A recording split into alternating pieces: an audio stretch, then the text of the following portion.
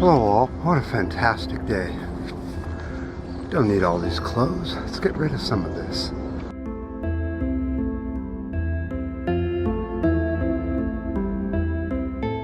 Two sheets. Once again walking. It's not the easiest thing, but I'm going to enjoy every minute I can.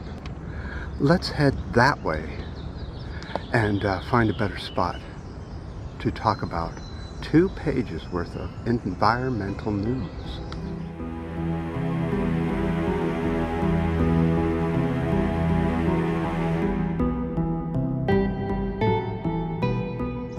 Well, how about that? I think the camera's kaput. The record button is now the on-off button, and the on-off button is now the record button. How's that possible? Took me a few minutes to figure it out. So, the country of Vietnam has banned glyphosates from any product coming into their country. That includes Roundup. The reason they're banning it is because they have found that it is cancer-causing and causes a lot of grief with a lot of animals and wildlife around where it's used. Weed killers should never be used in any circumstance. The reason the World Health Organization has classified glyphosates as a carcinogen, so of course Vietnam used their intelligence and said, well, we're not going to use that in our society, but the U.S. protesting because they're not going to sell glyphosates in Vietnam anymore. It's all about the money, isn't it? And only the money. Rather busy here. Let's try another place.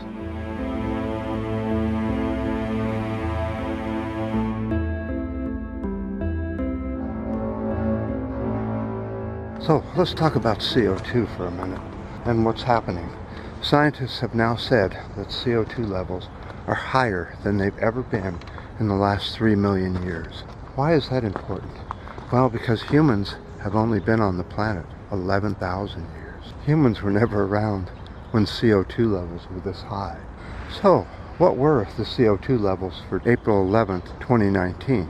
They were 412, somewhere around there, or maybe as high as 414. They say there was such a variability in the CO2 reading on that date, they could not get an accurate reading. Let's look at the chart, and it clearly shows what they're talking about. So, let's go take a look at Ch4, or methane. Is it going up, down, staying the same?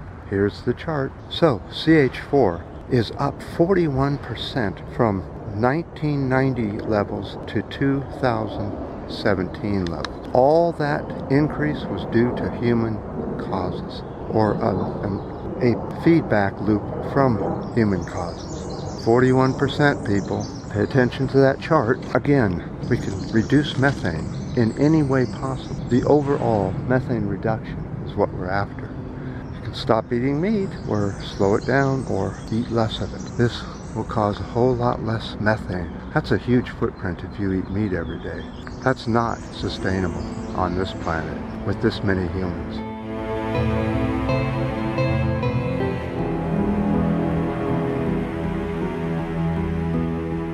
You know, sometimes you want to talk about something that's really bad. And when I get out in the field, I'm walking and I'm feeling pretty good, you know, and why spoil it by talking about something horrible that's going on here in the U.S.? Because others are covering this.